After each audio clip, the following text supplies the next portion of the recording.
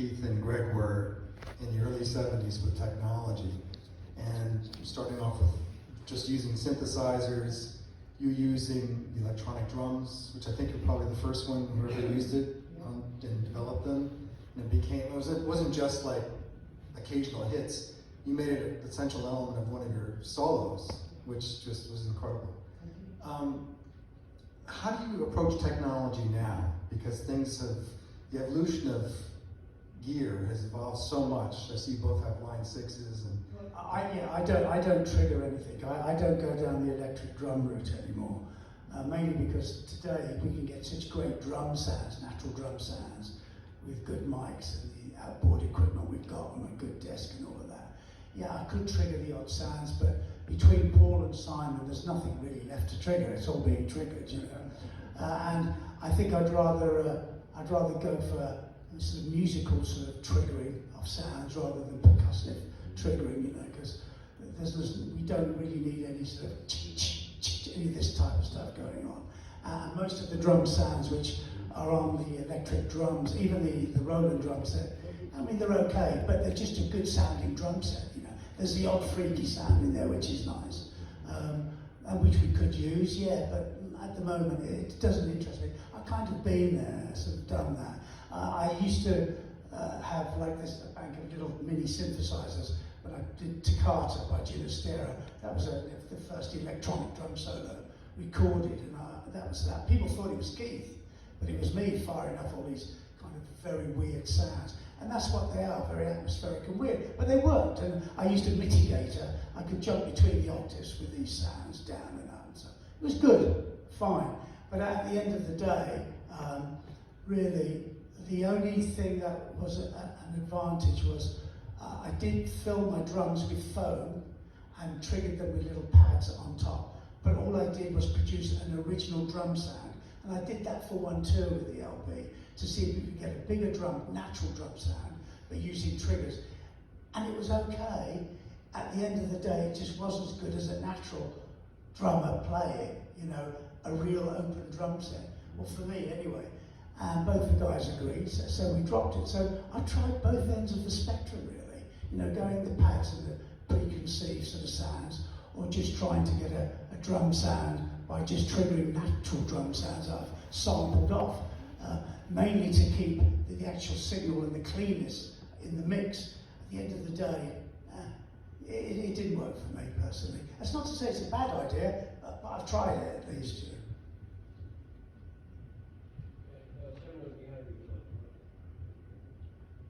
Question, when did you start using the gongs and what led you to do that? The gongs, when I started using them? I started using the gongs at the second concert that we ever played with the LP at the Isle of Wight. I had one gong. As soon as I realised that Keith Emerson used to throw knives into his lesson cabinet, and I was outside, I thought I needed a bit of protection. So I hung a gong up. And then I thought, well, might as well have two, got two arms. It came about that way. And then Pystick made me a couple of gongs, which were bigger than the ones I use now, but they used to crack a lot, because they were the big symphonic gongs. And unfortunately, they used to join the gong down the middle. It was made out of two halves. Of course, that's where you strike the gong, so the gongs would crack a lot. I had several of them go down, you know, the big symphony gongs. So I developed a situation with them where they made a solid piece in the middle and they put two end sections on. And that worked for a while, and then I just stopped using the bigger ones, the big gongs, because they take too long to sound. I like gongs to sound a bit quicker. And this size that I'm using now, and this particular model still plays me, works remarkably well. But I've had them since day one, really, day one. Okay, who's next? Right over here, you guys are quiet. Who's got a question?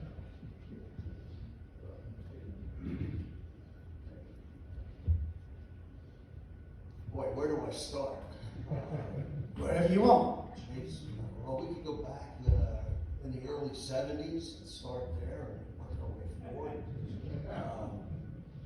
But I think the first question I have to ask is, it's a little different.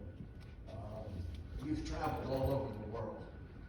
What do you do when you do have spare time? And where would you go? I've lived in various countries throughout the years. I'm now sort of back in London full time. I lived in Cyprus for about 2 years. I left Cyprus, I think, in 2022. Prior to that, I lived in Spain for a long time. So I'm kind of all over the place. I even tried to live here once. I did try and come over, because I'm here all the time, and it didn't really work out for me. I tried Los Angeles, I tried New York. I think I like being in Europe. I like the culture. I like the change. You know, if you go 100 miles that way, it's completely different to 100 miles that way. I like all that. And you know, I do lots of things in my spare time, that's for sure. So, but as I say, I'm back in London full time. I'm in London and the Cotswolds, actually, which is a country I find, I think as you get older, you tend to like nature a lot more. It tends to be something that happens. Is there one area that you would go back and visit? I know Greg did a lot of fishing in his spare time, early days. I think to tell you the truth, and this is being really frank with you, I do miss when I'm not working in America or coming back to America, because this has been part of my life since 1968. So for me, not to come here, it feels very weird, you know. And because I've lived in so many places, I've lived in Nassau, I've lived in Montreal, I've lived in Spain, the Canary Islands, I've lived in Cyprus, lived in London. Because I've lived in so many places, I'm kind of quite nomadic, really. I've kind of maybe anchored down more now than what I've ever done, but still, you know, I have to come here. I don't have to, I want to come here, you know, work and, you know, and see the place and do whatever. Well, we want you here too. Yeah, one thing I've never done, which we will do eventually, I've never sort of taken a holiday here, which is something I'd like to do eventually. So, I do have a music question. Yes. Can I go back to 1998 tour? Opening night at the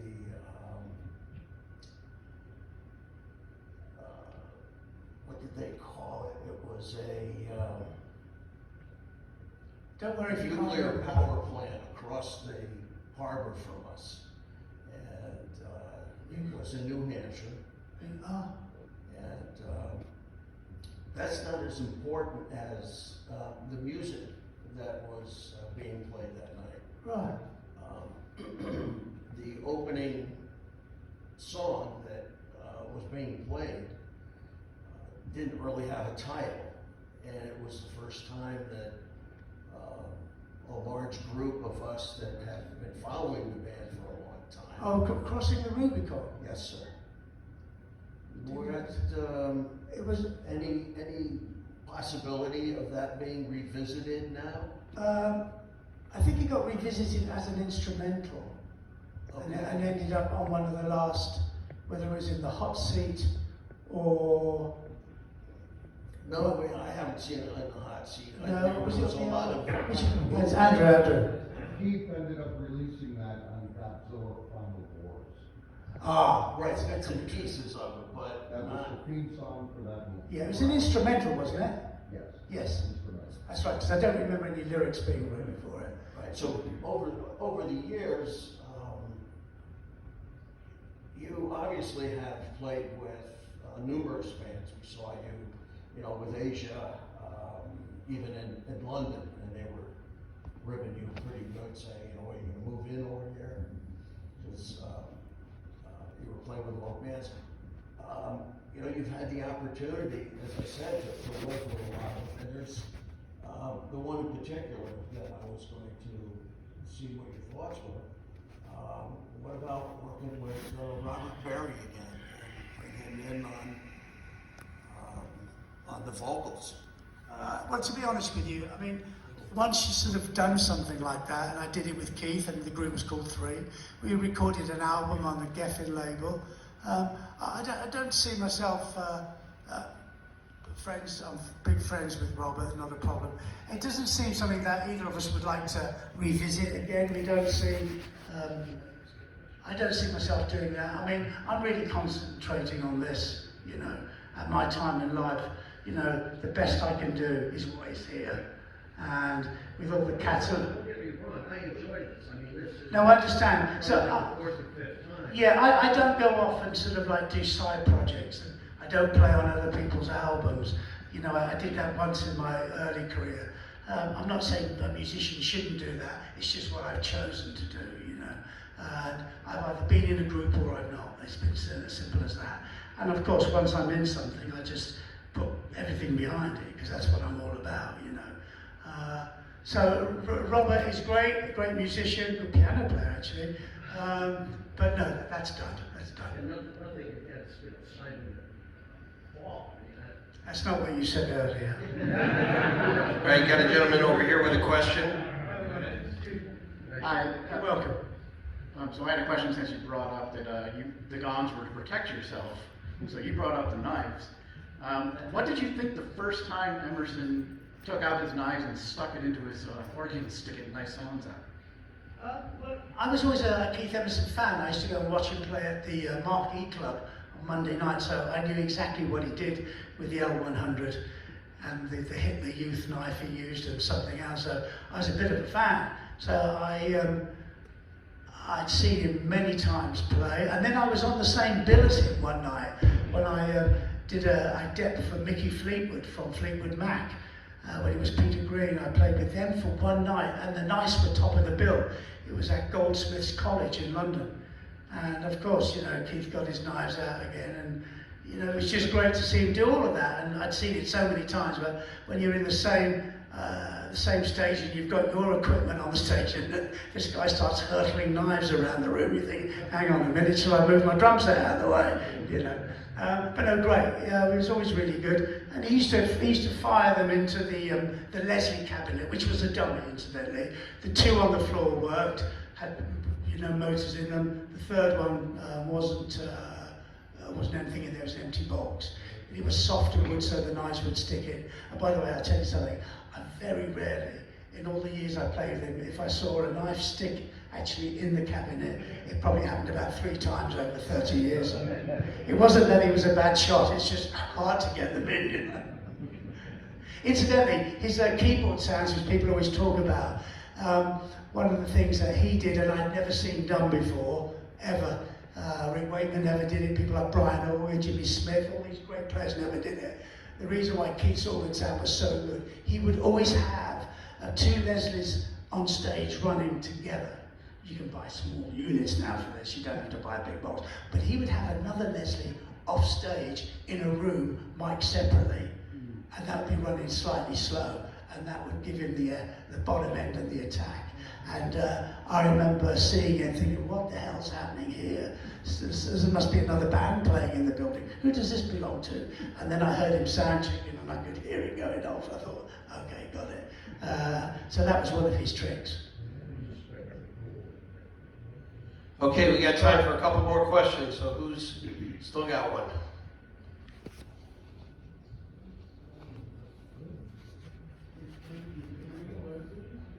Great. Question for Simon. Have you ever met Tony Watson? Tony who? Watson. Oh, sorry. Yeah, I did meet Tony on one of the prog rock cruise gigs that we've done in the past. He's a really keen photographer, and I think he was taking photos of another band, and I kind of sheepishly went up to him and got a photo. He was very friendly and polite, but we didn't speak at length. But yeah, he's an amazing Chapman Stick player. Yeah, I don't think anyone would know anything about it if he wasn't making a problem. Great. Anybody else with a question? Okay, one more. He's coming back for thirds. It's a question for Simon. What turned you on to the Chapman Stick, being a bass player? I can't actually remember the first time I saw it. I think it might have been in a magazine. It was probably Tony Levin. There's probably a picture of it. It's like, oh, what's that thing? That looks cool. And then many years later, playing bass guitar. I play six string, and I did a lot of tapping. I kind of reconnected with the idea of the Chapman Stick because I thought that my technique was kind of ready and transferable.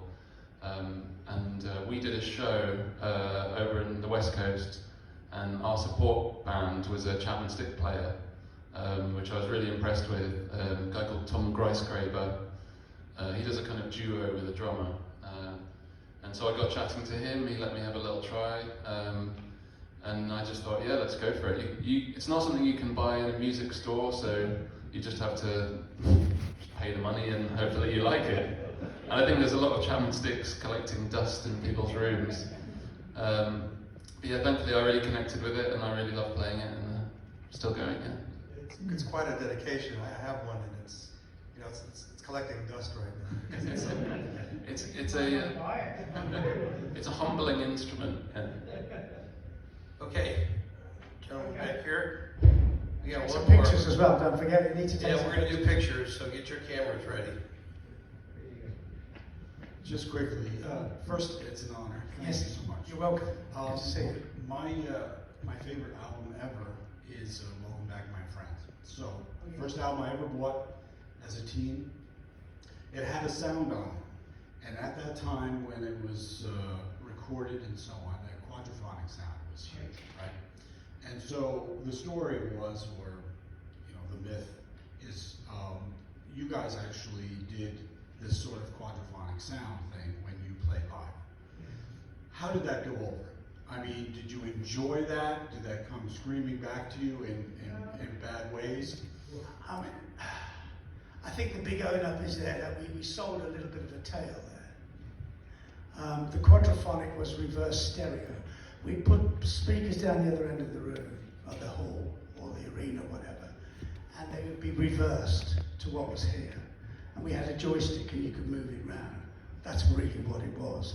But that meant we could actually get some effects which you wouldn't hear. We could jump the sound backwards and forwards. We could chase either way. And it was good. It worked for a long time.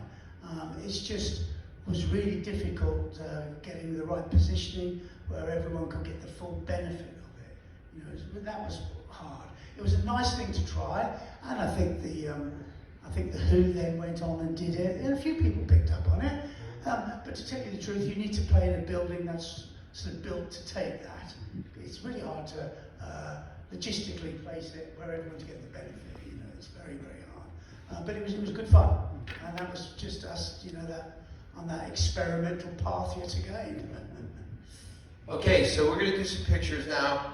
I have to tell you, I'll be the bad guy here. Carl can't sign any autographs in this session because we have too many people we got to get through. Everything at the merch table has been signed by Carl, and he came in 2 days early and stayed in a room and just signed his name. So please go out there and see what's out there. His biography is out there, a whole bunch of stuff.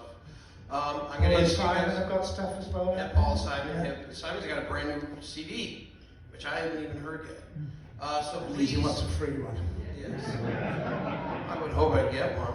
But anyways, please line up in the open aisle right there. We're going to walk you down 2 at a time, or whoever you're with. On your cameras, please turn the flash off.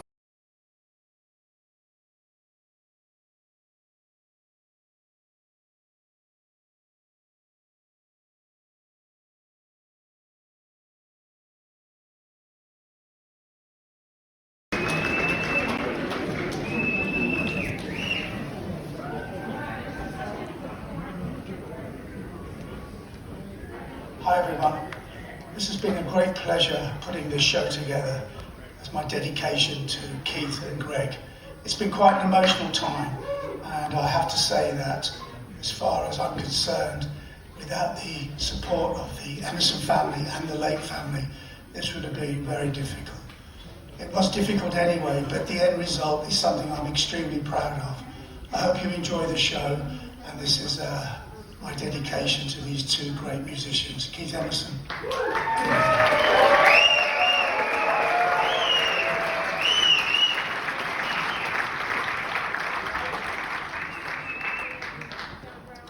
Actor Michael of Lost, Silver Screen siren Veronica, and Hall of Fame Baltimore pitcher Jim.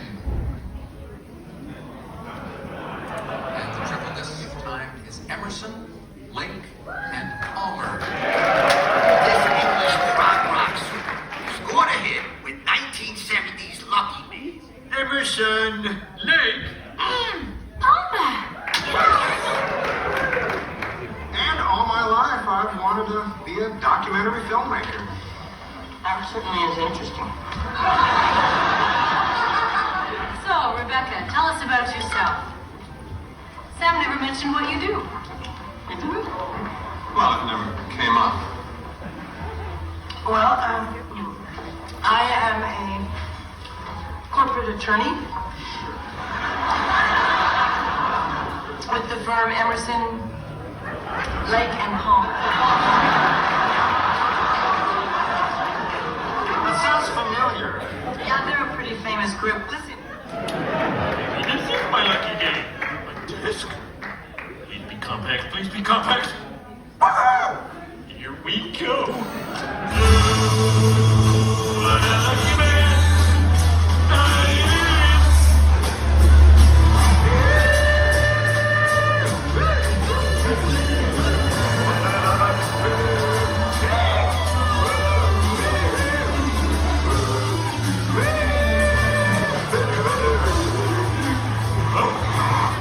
Holy moly! Father Emerson Lake Palmer.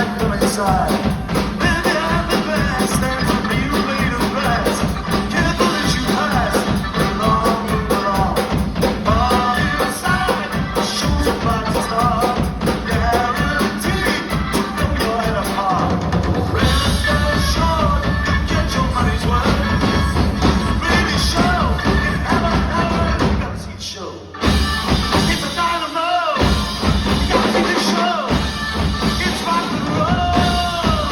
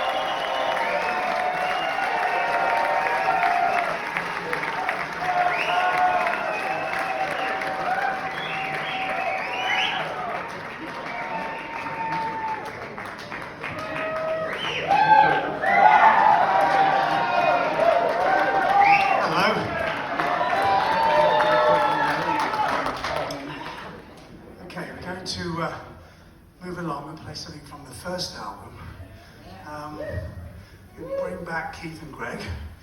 I'm sure that you'll recognise this one. It's called Knife Edge.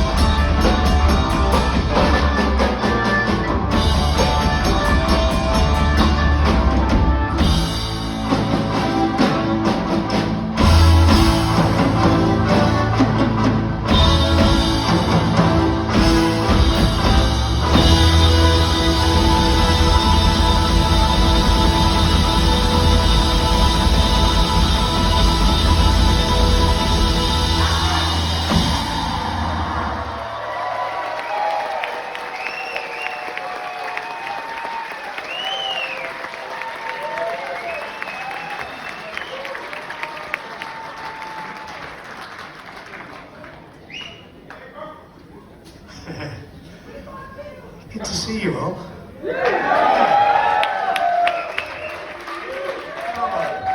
Drum solo. Yes, I'll be able to do one of those for you. That's the only reason I'm here. First feature of the evening. It's this gentleman here, Simon Fitzpatrick, Chapman Stick.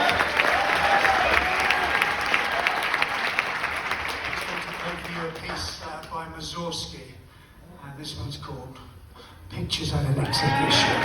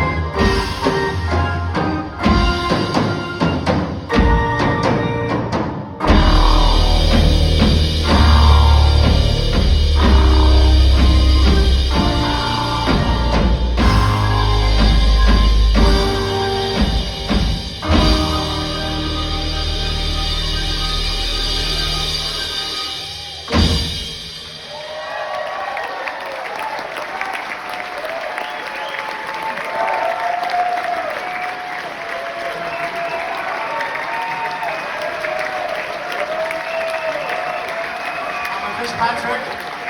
This is an exhibition.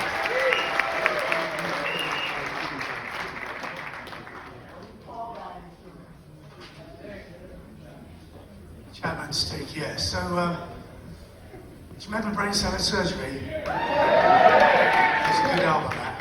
There's a track on there we always wanted to play on stage. I think I might have told the story before, but Greg was never keen on singing this particular song. It's all about a bouncer called Benny. Anyway, I've decided to step up and take the challenge. And here he is, it's Benny the Bouncer.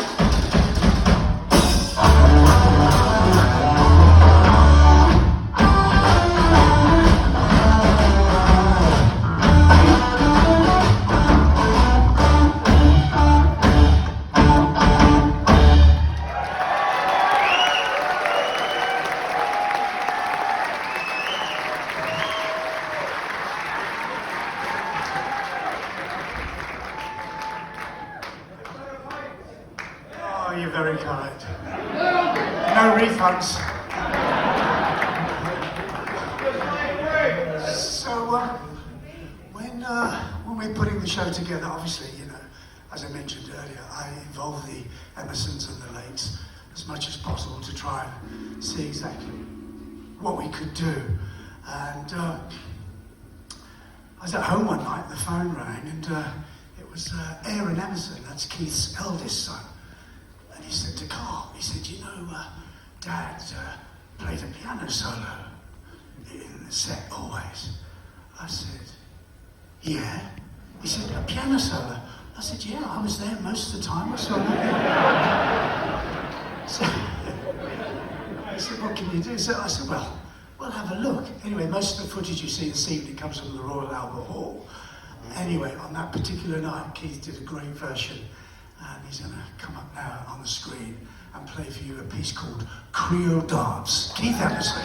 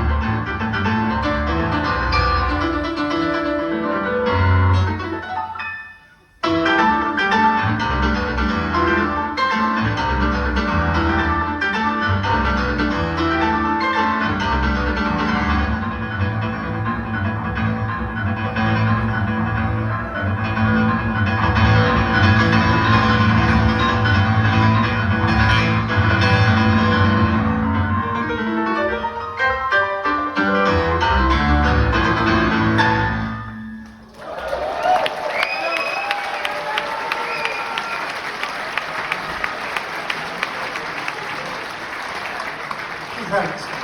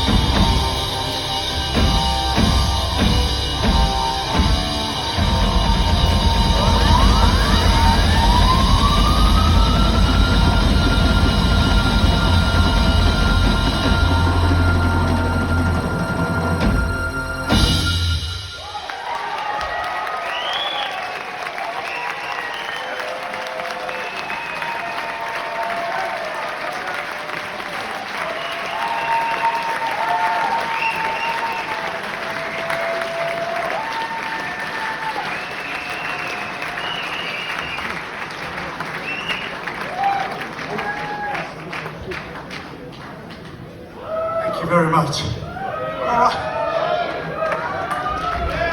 I'd like to move along and feature Paul Byeretovich.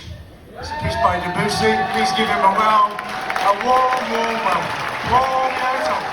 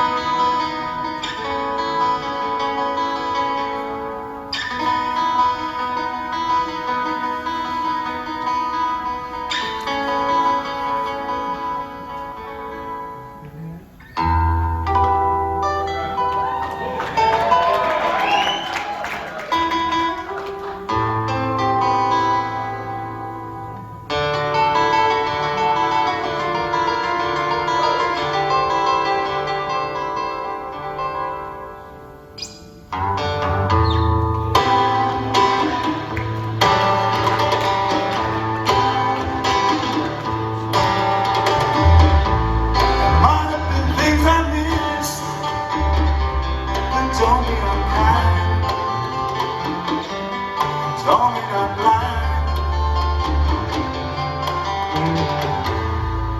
I'll say something or two. I think I'm lying in bed. I shouldn't have said. There it is.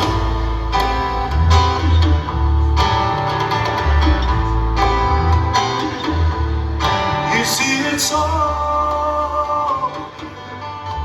you were meant to be here.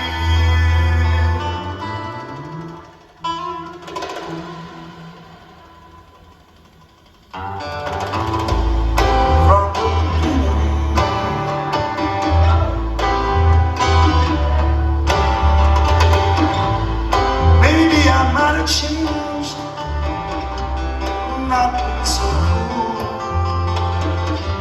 I've been such a fool. Whatever was done is done. I just can't recall. Doesn't matter at all.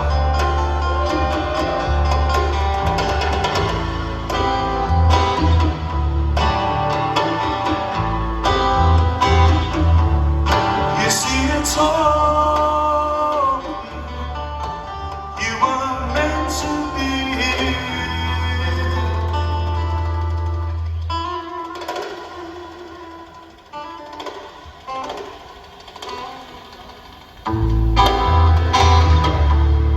From the beginning,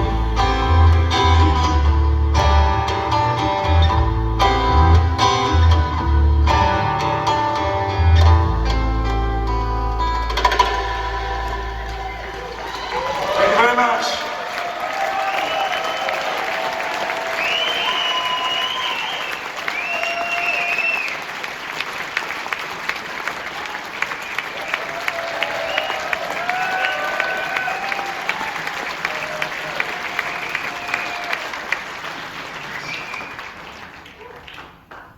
The Black Moon album. Did anyone buy that? There you go. Tell you what, we're going to play a track from that particular album.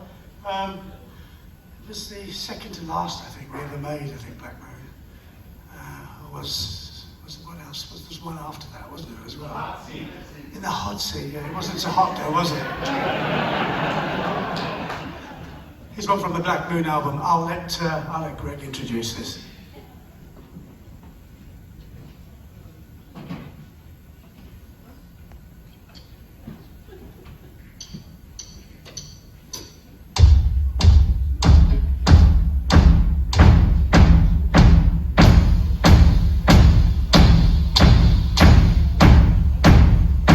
This is called Paper Blood.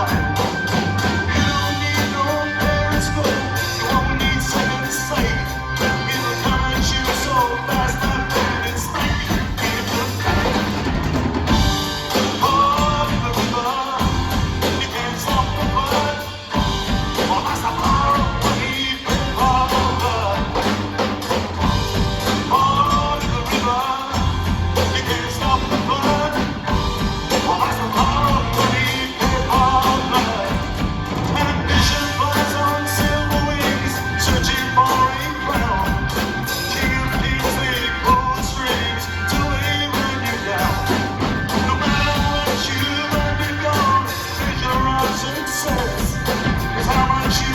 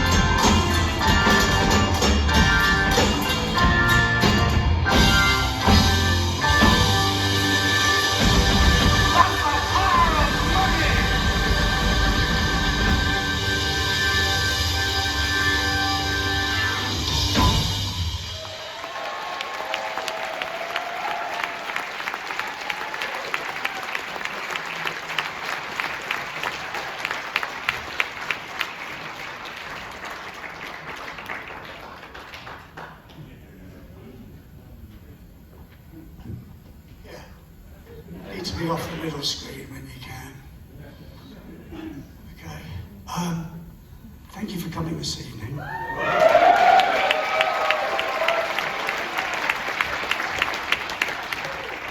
have to say that with this next piece of music, is enabling me still to play here in America with these two great musicians. It was. Thank you.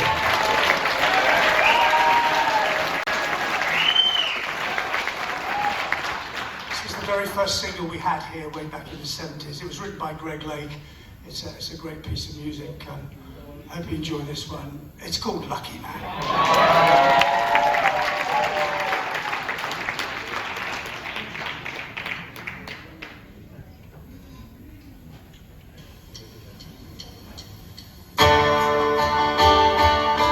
You can sing along with this one if you want. Good as well. Got white horses, ladies by the stroll, all dressed in something, by the door. Oh, what a lucky man he was.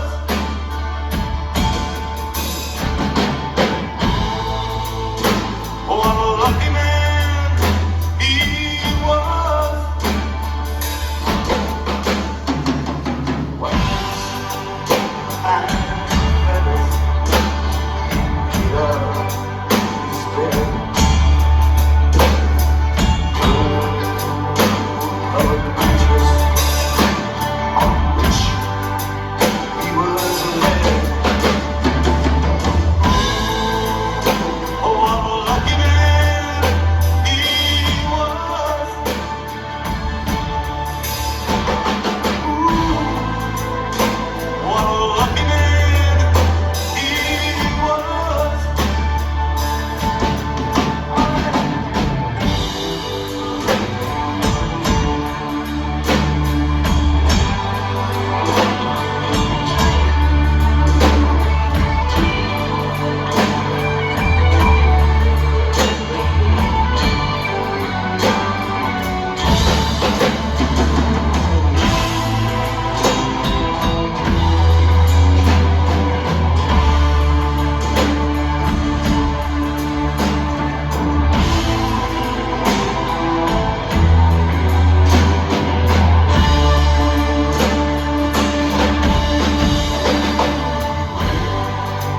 Some bad laws for his country and his king, of his honor and his glory. People say, oh, what a lucky man he was. Ooh, what a lucky man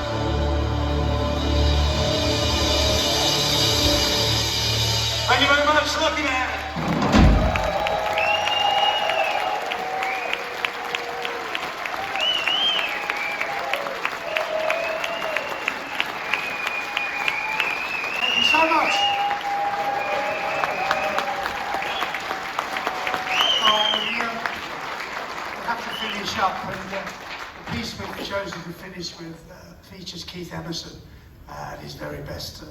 I personally think he was probably the greatest rock and roll keyboard player. Thank you guys. Anyway, thanks for coming this evening. Very much appreciated. And we'll finish off with a piece by Aaron Copland, who was we were big fans of Aaron Copland. We got to meet him in Switzerland. That was a great time. Anyway, here it is. It features Keith Emerson. This is called Fanfare for the Common.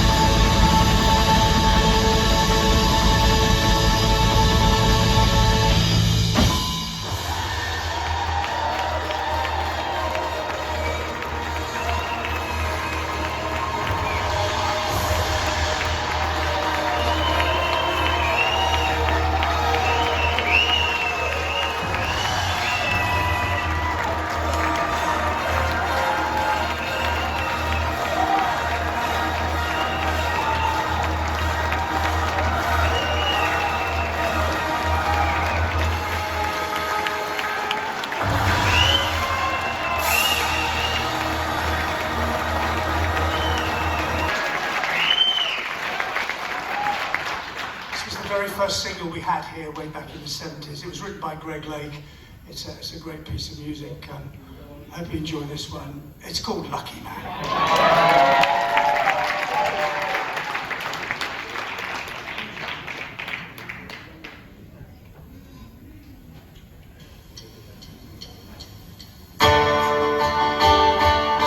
You can sing along with this one if you want. You as well. Got white horses, ladies by the stroll,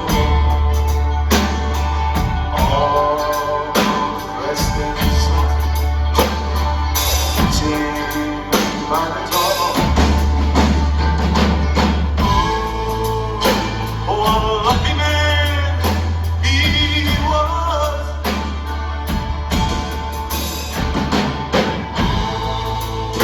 Oh, what a lucky man he was.